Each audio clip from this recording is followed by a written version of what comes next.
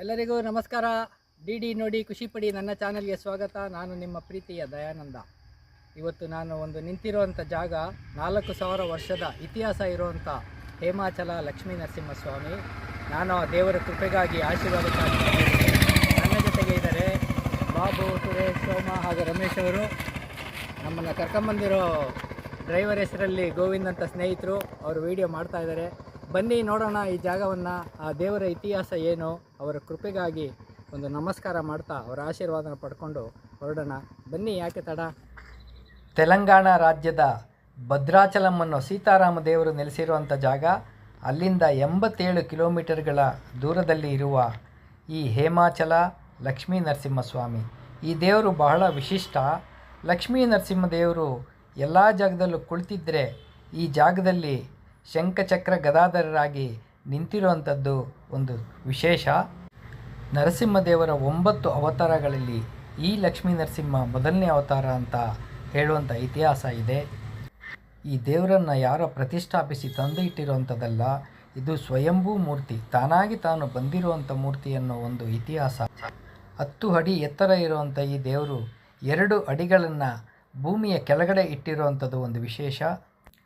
ಈ ದೇವರ ದೇಹ ಮನುಷ್ಯನ ಚರ್ಮದಂತೆ ಮೃದುವಾಗಿರೋದು ಒಂದು ವಿಶೇಷ.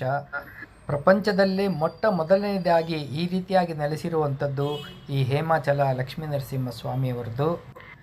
ಕಾಡಿನ ಮಧ್ಯಭಾಗದಲ್ಲಿ ನೆಲೆಸಿರುವಂಥ ಈ ದೇವಸ್ಥಾನದ ಇನ್ನೊಂದು ವಿಶೇಷ ಏನಂದರೆ 5 ಗಂಟೆವರೆಗೂ ಮಾತ್ರ ತೆಗೆದಿರುತ್ತೆ ಸಾಯಂಕಾಲ.